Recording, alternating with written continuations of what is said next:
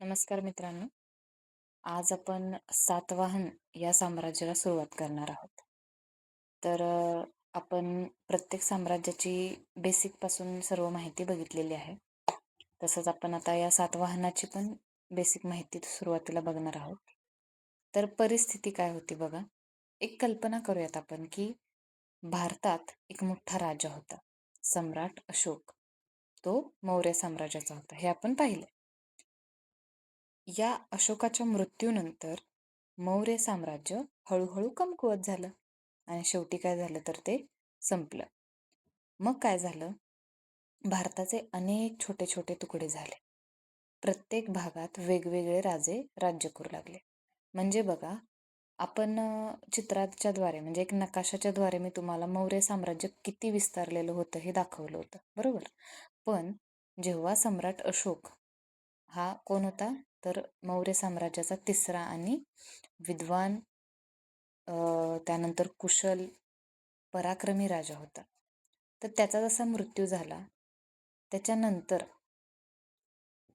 त्याचे जे पुढचे राजे गादीवर बसले, तर ते काही फारसे एवढे त्यांनी काही काम केलं नाही. म्हणजे साम्राज्य विस्तारात त्यांचं काही कार्य झालं नाही. मग हळूहळू काय झालं की बऱ्याचशा ठिकाणी भारताचे अनेक छोटे छोटे तुकडे झाले. म्हणजे प्रत्येक त्या तुकड्यात एक साम्राज्य निर्माण झालं. मग तिथे एक नवीनच राजा निर्माण झाला आणि त्यानं त्याचं तिथं राज्य करायला सुरुवात केली. असं बऱ्याच ठिकाणी घडून आलं. मग याच वेळी दख्खन म्हणजेच दक्षिणेकडे, भारताच्या दक्षिणेकडे महाराष्ट्र, आंध्र, तेलंगणा या भागामध्ये एक नवीन राजा पुढे आला. तो म्हणजे होता सिमुक. आता हा सिमुक कोण होता, तर सिमुक हा सातवहन राजवंशाचा संस्थापक होता.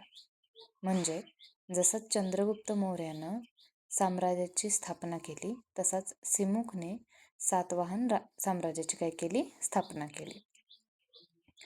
मग आता बघा, MPSC मध्ये हा प्रश्न बऱ्याचदा विचारला जातो की सिमुकच्या आधी परिस्थिती कशी होती. मौर्य साम्राज्य संपल्यानंतर दख्खन प्रदेशात, आजचा महाराष्ट्र, तेलंगणा, आंध्र प्रदेश, एकच शक्तिशाली राजा नव्हता. अनेक लहान लहान राजे होते आणि प्रत्येक जण आपापल्या भागावर राज्य करत होते. यामुळे लोकांना स्थिर आणि मजबूत अशी सत्ता मिळत नव्हती, जसं मौर्यांची होती. ठीक आहे. मग सिमुकनं काय केलं, सिमुकनं हळूहळू या लहान राज्यांवर विजय मिळवला. एक एक एक एक करत राज्यांवर युद्ध करायला सुरुवात केली आणि ते युद्ध जिंकून ते राज्यही तो आपल्या अधिपत्याखाली आणू लागला. असं करत करत करत त्याने एक मोठं राज्य तयार केलं. हेच पुढं सातवाहन साम्राज्य म्हणून ओळखलं जाऊ लागलं. आता या सातवाहन साम्राज्याची राजधानी कोणती, तर बघा, सिमुकने राजधानी प्रतिष्ठान म्हणजेच आजचं जे पैठण आहे महाराष्ट्रामध्ये, ते सिमुकची राजधानी होती. म्हणजे सातवाहन साम्राज्याची काय होती, राजधानी होती. पैठण त्या काळी व्यापार आणि प्रशासनाचं महत्त्वाचं केंद्र होतं. आता सिमुकचा काळ बघूया. इतिहासकारांच्या मते सिमुकने साधारण इसवी पूर्व 3ऱ्या शतकाच्या उत्तरार्धात, सुमारे पूर्व 230च्या आसपास राज्याची काय केली, स्थापना केली. नेमकं वर्ष निश्चित नाही, कारण त्या काळातील सर्व नोंदी उपलब्ध नाहीत. आता सिमुकबद्दल माहिती कुठून मिळते, तर बघा, सिमुकबद्दलची माहिती पुढील स्रोतातून आपल्याला मिळालेली आहे. पुराणे, नाणेघाटचा शिलालेख, नाशिकमधला शिलालेख आणि सातवाहनांची जी नाणी आहेत ती सापडलेली, त्यातून काय होते तर सिमुकबद्दलची माहिती आपल्याला मिळालेली आहे. या सर्व पुराव्यांची तुलना करून इतिहासकारांनी सिमुकचा इतिहास आपल्यासमोर मांडला. आता सिमुक नंतर कोण आलं, तर सिमुकच्या मृत्यूनंतर त्याचा भाऊ कृष्ण म्हणजेच कन्ह राजा झाला. कृष्णने सिमुकने उभारलेलं राज्य आणखीन मजबूत केलं. आता सिमुकचं महत्त्व काय, तर सिमुकचं सर्वात मोठं योगदान म्हणजे मौर्य साम्राज्यानंतर दख्खनमध्ये एक मजबूत सत्ता त्यानं निर्माण केली.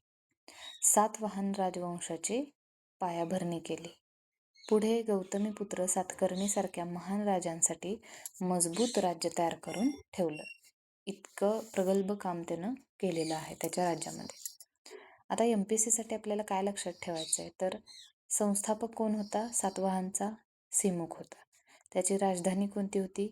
पैठण होती. आणि उत्तराधिकारी कोण होता? तर कृष्ण म्हणजेच कन्ह हा होता. त्याचा कालावधी किती होता? साधारण इसवी पूर्व 230च्या आसपास. आणि महत्त्व काय होतं? तर दख्खनमधील पहिलं मोठं सातवाहन साम्राज्य उभारलं. ठीक आहे.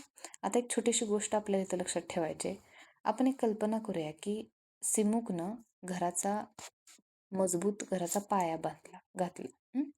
आणि त्याचा भाऊ जो कृष्ण आहे त्यानं काय केलं? त्या घराच्या भिंती उभारल्या.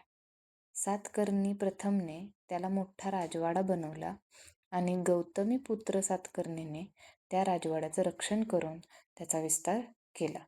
हे या पद्धतीने आपल्याला ते लक्षात ठेवायचे, म्हणजे त्याची पिढी आपल्याला लक्षामध्ये येईल. म्हणून इतिहासात सिमुकचं नाव संस्थापक म्हणून कायम लक्षात ठेवलं जातं. आता MPSC मध्ये एक क्वेश्चन आलेला होता बघा, की सिमुक हा टिंबटिंब घराण्याचा संस्थापक होता. त्याचे पर्याय होते सातवाहन, दुसरा पर्याय होता शुंग, तिसरा होता कण्व आणि चौथा होता शक. तर मग याचं करेक्ट आन्सर काय आहे? तर सातवाहन. ठीक आहे. आता सिमुकनं काय केलं? तर बघा, सिमुक म्हणाला आता मी माझं स्वतंत्र राज्य निर्माण करणार. आणि त्यानं सातवाहन साम्राज्याची काय केली? स्थापना केली. राजधानी कोणाला केलं? तर आजचं जे महाराष्ट्रात पैठण आहे ते त्यानं त्याची राजधानी केली. मौर्य साम्राज्यानंतर दख्खनमध्ये सर्वात मोठं राज्य कोणतं बनलं? हा एक प्रश्न आहे. काय उत्तर आहे त्याचं? तर सातवाहन. म्हणजे मौर्य साम्राज्यानंतर सर्वात मोठं साम्राज्य दख्खनमध्ये जे घडलं, जे उभं राहिलं, ते कोणतं होतं? तर सातवाहन होतं. हे लक्षात ठेवायचं. आता सातवाहन हे नाव का? तर याबद्दल आपल्याकडं निश्चित उत्तर असं नाही आहे. काही इतिहासकार म्हणतात की ते त्यांच्या कुळाचं नाव होतं म्हणून ते सातवाहन असं पडलं असेल. जसं की आत्तापर्यंत आपण बघत आलो की चंद्रगुप्त मौर्य असं त्याचं नाव होतं. मग त्याची जी सगळे म्हणजे त्याचे जे साम्राज्य आहे त्याचं नाव काय पडलं? मौर्य साम्राज्य पडलं. त्यानंतर शुंग घराणं असेल, कण्व घराणं असेल, ही सुद्धा त्यांच्या नावाप्रमाणेच साम्राज्याला नावं दिली गेलेली आहेत. आता काही पुराणांमध्ये त्याला आंध्र किंवा आंध्रभृत्य असंही म्हटलं जातं. कशासाठी? तर सातवाहन यासाठी. म्हणून MPSC मध्ये विचारलं तर काय लक्षात ठेवायचं? सातवाहन बरोबर आंध्र बरोबर आंध्रभृत्य, म्हणजे काही ग्रंथांमध्ये आंध्रभृत्य वापरलेलं आहे. याची राजधानी कुठे होती आपण बघितलं तर प्रतिष्ठान, म्हणजेच पैठण जिल्हा छत्रपती संभाजीनगर. ठीक आहे. इथं ती काय आहे? त्याची राजधानी होती. राज्य किती मोठं होतं? तर आजचा विचार केला तर महाराष्ट्र, तेलंगणा, आंध्र प्रदेश आणि कर्नाटकचा काही भाग हे सगळं सातवाहनांच्या ताब्यात होतं. म्हणजे त्या काळात महाराष्ट्रावर सर्वात मोठी सत्ता कोणाची होती? तर सातवाहनांची होती. आता मग पुढे कोण राजा झाला? सिमुक नंतर त्याचा भाऊ कृष्ण राजा झाला. त्याने राज्य सांभाळलं आणि आणखी वाढवलं. पहिला मोठा राजा यानंतर आला सातकर्णी प्रथम. हा खूप पराक्रमी राजा होता. त्यानं राज्य मोठं केलं. त्यानं अश्वमेध यज्ञ केला. अश्वमेध म्हणजे काय? की राजा एक घोडा सोडतो. खरा घोडा जो असतो तो घोडा सोडतो आणि तो घोडा ज्या राज्यातून जातो पळत, त्या राज्यांना दोन पर्याय तिथं उपलब्ध होतात. एक तर राजाची सत्ता मान्य करायची, नाही मानली तर युद्ध करायचं. ठीक आहे. अशा दोन, म्हणजे हे अश्वमेध काय होतं तर एक असा राजा जो असायचा तो राजा काय करायचा तर एक घोडा सोडून द्यायचा आणि तो घोडा ज्या ज्या राज्यातून जात असेल त्या राज्याच्या लोकांना दोनच पर्याय राहत होते, की एक ह्या राजाची सत्ता मान्य करायची, नाही तर त्यांच्याशी युद्ध करायचं. मी सर्वात शक्तिशाली आहे हे दाखवण्याचा मार्ग म्हणजे अश्वमेध यज्ञ त्यावेळी असायचा. ठीक आहे. आता हे एक व्यक्तिमत्व ते म्हणजे नागनिका. आता नागनिका कोण होती? तर सातकर्णी प्रथम जो होता त्याची पत्नी होती. ती खूप हुशार होती. तिनं नाणेघाट शिलालेख लिहून घेतला. आज इतिहासकारांना जे सातवाहनांबद्दल जी माहिती मिळालेली आहे ती याच शिलालेखांमुळे आपल्याला मिळालेली आहे. आता एक ट्विस्ट आहे आपल्या गोष्टीमध्ये, तो म्हणजे काही वर्षांनी महाराष्ट्रात बाहेरून आलेल्या शकराजांनी सत्ता मिळवली. त्यांचा राजा होता नहपान. म्हणजे काही काळ महाराष्ट्र सातवाहनांच्या हातातून गेलेला होता इथं आपल्याला कळते. तर तो कोणाच्या हातात गेला होता? शक यांच्या हातात गेलेला होता. त्यांचा राजा कोण होता? नहपान हा होता. मग आला सर्वात महान राजा गौतमीपुत्र सातकर्णी. हा सातवाहनांचा सर्वात प्रसिद्ध राजा. त्याने विचार केला, माझा महाराष्ट्र परत मिळवायचाच. त्याने शक राजा नहपानचा पराभव केला आणि महाराष्ट्र पुन्हा सातवाहनांच्या ताब्यात आणला. म्हणून त्याला सातवाहनांचा सर्वात महान राजा सुद्धा म्हटलं जातं. कुणाला? तर गौतमीपुत्र सातकर्णीला. आता त्याची आई कोण होती? गौतमी बलश्री हे तिचं नाव होतं. गौतमी बलश्री. कुणाचं? गौतमी पुत्र सातकर्णीच्या आईचं. नावावरूनच मुलाला नाव दिलेलं आहे बघा. तिने आपल्या मुलाच्या पराक्रमाचं वर्णन नाशिक प्रशस्ती या शिलालेखात केलेलं आहे. म्हणून लक्षात काय ठेवायचं आपल्याला? नाणेघाट हे तिथला जो शिलालेख आहे तो कुणी लिहिला? नागनिकाने लिहिला. आणि नाशिक मधला प्रशस्ती गौतमीपुत्र बलश्रीने लिहिला. आता पुढे काय झालं? तर पुढे आलेल्या राजांनी व्यापारावर भर दिला. भारतातून जहाजं थेट रोमन साम्राज्याकडे जायची. त्यामध्येच व्यापार वगैरे होत असायचा. मग तिथं मसाले, कापड, मोती असं काही बरंच सामान तिथं काय व्हायचं तर विकलं जायचं. बदल्यात सोन्याची नाणी आणि इतर मौल्यवान वस्तू भारतात यायच्या. म्हणजे बघा, समुद्री मार्गानेच बहुतांश त्यावेळी व्यापार चालत असे. आणि भारतामधून थेट जहाजं कुठं जात होती? तर रोमन साम्राज्यांकडे जात होती. कोणकोणत्या वस्तू आपल्या इथून निर्यात व्हायच्या? तर कापड, मसाले, मोती यांसारख्या वस्तू काय होत्या तर त्या बाहेर व्यापारामध्ये विकल्या जायच्या. मग त्याच्या बदल्यात काय मिळायचं? तर सोन्याची नाणी आणि इतर मौल्यवान वस्तू भारतामध्ये यायच्या. आता जहाज असलेली नाणी बघा, यज्ञश्री सातकर्णीच्या नाण्यांवर जहाजाचं चित्र आहे. याचा अर्थ असा की समुद्री व्यापार खूप विकसित होता. म्हणजे त्यावेळी समुद्री व्यापार प्रचंड विकसित झालेला होता. जे काही असेल ते सगळं समुद्री मार्गे होत असे. त्यामुळं ते जी नाणी होती त्या नाण्यांवर कशाचं चित्र होतं? तर जहाजाचं चित्र होतं. आता MPSC साठी आपण काय लक्षात ठेवायचं? संस्थापक कोण होता? सिमुक होता. राजधानी कुठली होती त्याची? प्रतिष्ठान होती. पहिला महान राजा सातकर्णी प्रथम होता. सर्वात महान राजा कोण होता? गौतमीपुत्र सातकर्णी होता. नहपानचा पराभव कुणी केला?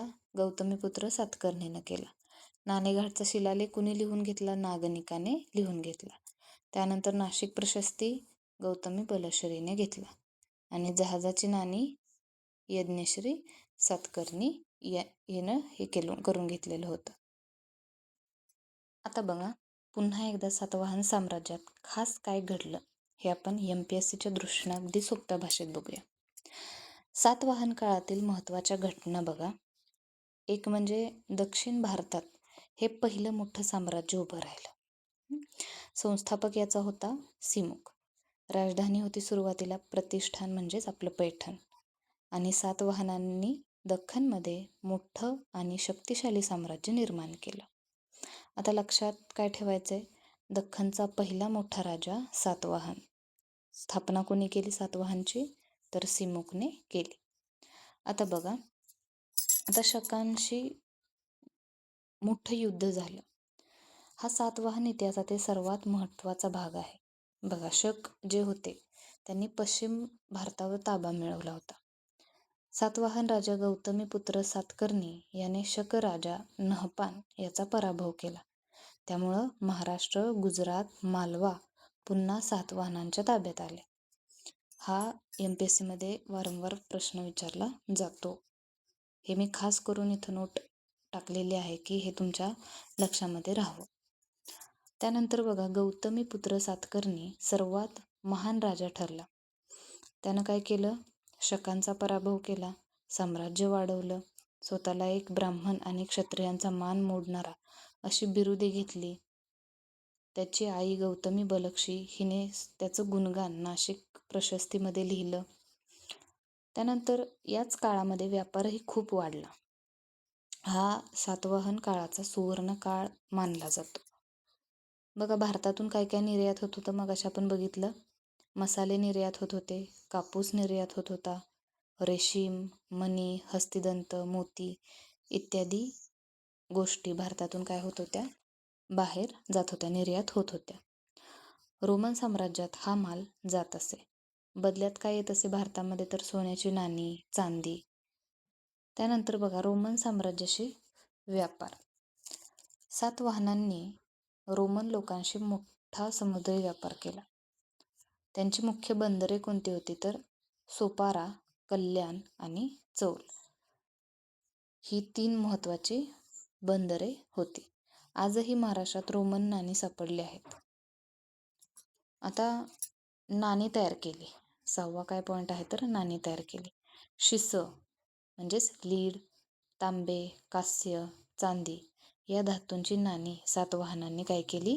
तयार केली आणि त्यांच्या साम्राज्यामध्ये वापरली. त्यानंतर प्राकृत ही जी भाषा आहे, या भाषेला मोठा आश्रय दिला. त्यावेळेस राजकीय भाषा कोणती केली? तर प्राकृत ही भाषा. मग ही भाषा जी आहे ती संस्कृतपेक्षा प्राकृतचा अधिक वापर त्यावेळी होऊ लागला. आता दुसरं म्हणजे काय झालं? तर साहित्याचा विकास. राजा हाल म्हणजेच हाळ याने गाथा सप्तशती हा प्रसिद्ध ग्रंथ लिहिला. बघा, हा प्रश्न खूप महत्त्वाचा आहे. कोणता राजा? राजा हाळ याने गाथा सप्तशती हा प्रसिद्ध ग्रंथ लिहिला. हा प्राकृत भाषेतील प्रेमकाव्यांचा संग्रह आहे. बघा, असाही प्रश्न येऊ शकतो की गाथा सप्तशती हा या ग्रंथामध्ये कशाचा संग्रह आहे? तर कशाचा आहे? प्रेमकाव्यांचा संग्रह आहे. त्यानंतर बघा, बौद्ध धर्माला आश्रय. सातवाहन राजे वैदिक धर्माचे अनुयायी होते, पण त्यांनी तरीही काय केलं? बौद्ध धर्म, जैन धर्म यांना दान दिलं. त्यामुळे अनेक लेणी तयार झाली, प्रसिद्ध लेणी बांधली गेली. सातवाहन काळात किंवा त्यांच्या आश्रयानं विकसित झालेली लेणी कार्ल्याची लेणी आहे, भाजे येथील लेणी आहे, नाशिक आणि कान्हेरी येथील लेणी व्यापारी आणि राजांनी यांना दान दिलं. त्यानंतर बघा, स्त्रियांना मानाचे स्थान. याचा सर्वात मोठा पुरावा म्हणजे गौतम बलश्री. त्यावेळी सातवाहनांच्या साम्राज्यामध्ये स्त्रियांना काय होतं? तर मानाचं स्थान दिलं जायचं. त्याचा सर्वात मोठा पुरावा कोण आहे? तर गौतमी बलश्री.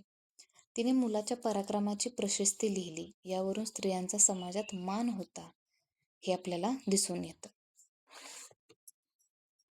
त्यानंतर प्रशासन मजबूत झाले, राज्याचे विभाग केले गेले.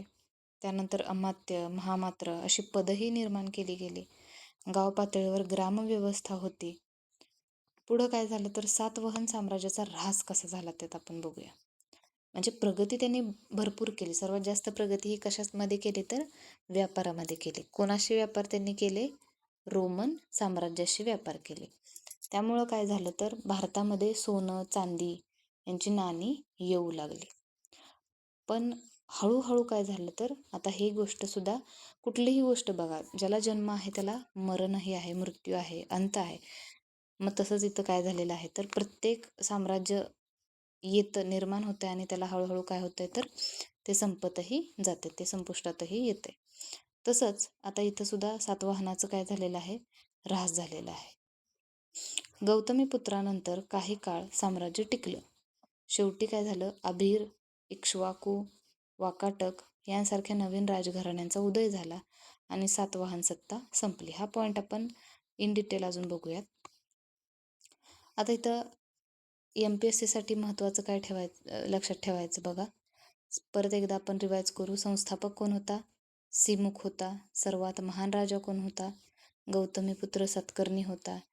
शकांचा पराभव कोणी केला? नहपानने केला. प्रशस्ती कोण होती? तर नाशिक प्रशस्ती गौतमी बलश्री. त्यानंतर राजधानी प्रतिष्ठान येथे होतं पैठण येथे. भाषा कोणती? भाषेला कोणत्या महत्त्व दिलं? तर प्राकृत भाषेला महत्त्व दिलं. ग्रंथ कोणता लिहिला? गाथा सप्तशती हाल या राजाने लिहिला. त्यामध्ये काय आहे? तर प्रेम काव्यसंग्रह आहे. रोमन व्यापार झाला मोठ्या प्रमाणामध्ये. प्रसिद्ध लेणी कार्ले, भाजे, नाशिक, कान्हेरी. त्यानंतर व्यापारासाठी जी मुख्य बंदरं होती ती कोणकोणती होती? सोपारा, कल्याण, चोल ही बंदरं होती. याचपैकी प्रश्न बऱ्यापैकी विचारले जाऊ शकतात. आता ही जी वंशावळ आहे सातवाहन साम्राज्याची ती एकदा बघूयात आपण. सिमुक, त्यानंतर हा जो सिमुक जो होता तो संस्थापक होता. त्यानं संस्थान हे स्थापन केलं. त्यानंतर कृष्ण, कान्ह, सातकर्णी प्रथम, त्यानंतर मधले काही राजे होऊन गेले. त्यानंतर हाल हा राजा होऊन गेला. परत आणखी मधले काही राजे होऊन गेले. त्यानंतर गौतमीपुत्र सातकर्णीचा जन्म झाला, त्याचं राज्य आलं. त्यानंतर वासिष्ठी पुत्र पुलुमावी, त्यानंतर यज्ञश्री सातकर्णी आणि शेवटचे दुर्बल राजे आणि शेवटी काय झाला तर सातवाहन साम्राज्याचा अंत. हा भाग MPSC मध्ये खूप महत्त्वाचा आहे. सातवाहन साम्राज्याचा ऱ्हास कसा झाला हे कारणांसह समजून घेऊया. आता पहिलं कारण काय आहे ते बघूया. सुरुवात कुठून झाली? गौतमीपुत्र सातकर्णी आणि यज्ञश्री सातकर्णी यांच्यासारखे बलवान राजे गेले. त्यानंतर गादीवर आलेले अनेक राजे तितके सक्षम नव्हते. यामुळेच काय झालं? साम्राज्य हळूहळू कमकुवत होऊ लागलं. दुर्बल राजे हे पहिलं कारण, की बलवान राजानंतर आलेल्या राजांमध्ये नेतृत्वाची कमतरता होती. त्यांनी विशाल साम्राज्यावर प्रभावी नियंत्रण ठेवले नाही. हा ऱ्हासाचा मुख्य कारणापैकी म्हणजे हे ऱ्हासाचं जे मुख्य जी कारण आहे त्यापैकी एक कारण आहे. कोणतं? तर दुर्बल राजे. त्यानंतर दुसरं जे कारण आहे ते म्हणजे सरदार स्वतंत्र होऊ लागले. पूर्वी कसं होतं? सर्व सरदार राजाच्या आदेशाचे पालन करत होते. पण नंतर हळूहळू काय झालं? प्रांतिक अधिकारी आणि स्थानिक सरदार स्वतःला स्वतंत्र समजू लागले. काहींनी स्वतःची छोटी राज्ये निर्माण केली. त्यामुळं केंद्र काय झाली? सरकारची ताकद कमी झाली. केंद्र सरकारची ताकद काय झाली? कमी झाली. आता त्यानंतरचं कारण आहे ती सततची युद्धे. शक, पश्चिम क्षत्रप आणि इतर शेजारी शक्तींशी वारंवार संघर्ष होत राहिला. युद्धांमुळे काय झालं तर सैन्य आणि खजिना दोन्हींवर ताण आला. कारण युद्धामध्ये काय व्हायचं की युद्ध जिंकलं की तिथंही लूट व्हायची. त्यामुळे जो काही खजिना असेल काय असेल तर तोही घेऊन गेला जायचा. त्यानंतर व्यापारही हळूहळू कमी झाला. सातवाहनांच्या संपत्तीचा मोठा आधार काय होता तर रोमन साम्राज्याची व्यापार हा होता. पण जेव्हा हा व्यापार कमी होऊ लागला तेव्हा राज्याचं उत्पादन काय झालं? घटू लागलं आणि आर्थिक ज्या अडचणी आहेत त्या वाढू लागल्या. हे चौथं कारण होतं. आता पाचवं कारण काय आहे? नवीन राजघराण्यांचा उदय. सातवाहन सत्ता कमकुवत होताच अनेक नवीन घराणे उदयाला आली. जसं की वाकाटक, अभीर, इक्ष्वाकू यांनी सातवाहनांच्या प्रदेशावर ताबा मिळवायला सुरुवात केली. विशाल साम्राज्याचे नियंत्रण कठीण झालं. साम्राज्य खूप मोठे झाले होते, पण दळणवळणाची साधने मर्यादित होती. दूरच्या प्रांतांवर नियंत्रण ठेवणं कठीण झालं होतं. त्यानंतर शेवटी काय झालं की साम्राज्य हे छोटे छोटे भागांमध्ये विभागलं गेलं. वेगवेगळे सरदार स्वतंत्र झाले. इसवी 3ऱ्या शतकाच्या सुमारास सातवाहन साम्राज्याचा काय झाला? अंत झाला. आता MPSC साठी काय लक्षात ठेवायचं ते मी तर लिहून दिलेलं आहे. ते तुम्हाला नोट करायचं असेल तर तुम्ही नक्की नोट करून ठेवा. आणि शेवटचं म्हणजे काय तर लक्षात ठेवण्यासारखी गोष्ट अशी की सातवाहन साम्राज्य एका युद्धात अचानक संपलेलं नाही. त्याचा ऱ्हास जो आहे तो हळूहळू होत गेला. मग अंतर्गत दुर्बलता असेल, आर्थिक अडचणी असतील आणि बाह्य आक्रमणे असतील, या सर्व कारणांचा एकत्रित परिणाम म्हणून त्यांची काय झाली, सत्ता संपुष्टात आली. हे प्रत्येक साम्राज्याबद्दल झालेलं आहे, हे आपण आत्तापर्यंत पाहिले. त्यामुळं ह्याचाही शेवट असा याच पद्धतीने झाला. पण ही खूप दिवसांनी घडलेली घटना आहे, ही अचानक घडलेली घटना नाही. तर अशा पद्धतीनं आज आपण सातवाहन साम्राज्य जे आहे ते आपण बघितलेलं आहे. आय होप की तुम्हाला कोणतीही अडचण, कोणतीही शंका यामध्ये मी ठेवलेली नाही. तर यातल्याही नोट्स तुम्ही व्यवस्थितपणे नोट करून ठेवा आणि छानपैकी अभ्यास करा. थँक्यू.